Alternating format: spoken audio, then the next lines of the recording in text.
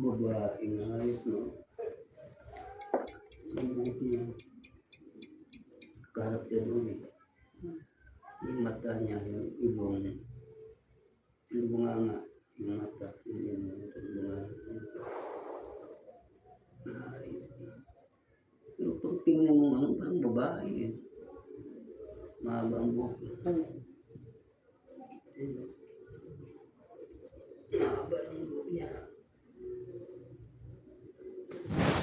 Yung hayop eh. Ang hayop ito.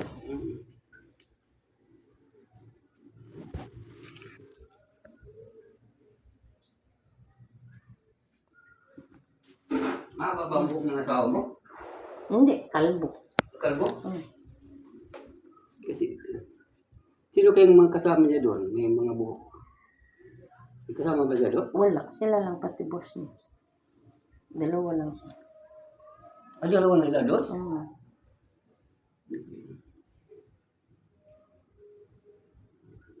Tanda sa anak may buhok. Sunugin eh. Ilagay sa baby wheel. Atlas niya. Kaninong buhok?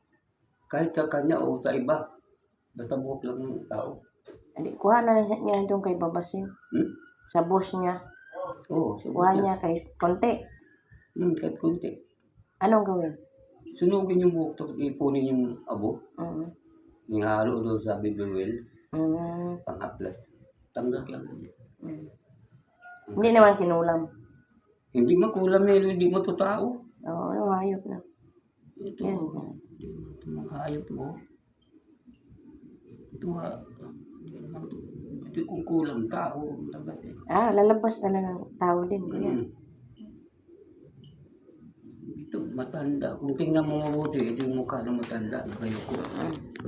Pero kung ito naman hayop, itong mukha niya iba. Camel. Camel. Oo na. Ito naman ang iba yung babaeng mahabang buhok. Mahabang buhok. Pero hindi man to tao kasi iba man to Parang rabbit. Parang rabbit. Ito parang camel na iwan. No? Parang camel. Parang camel ito eh. Picturean. Picturean mo. Ilagyan natin ng kuan yan, yung langit para mawala yan. Isa baka, camel, rabbit. Ilagyan natin lang ito para matakot na hindi na makabalik.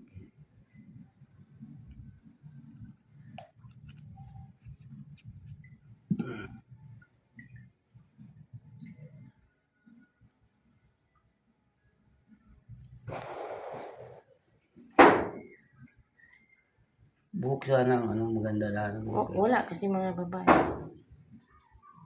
Maghingi na lang kung sino mga Pilipino doon, no?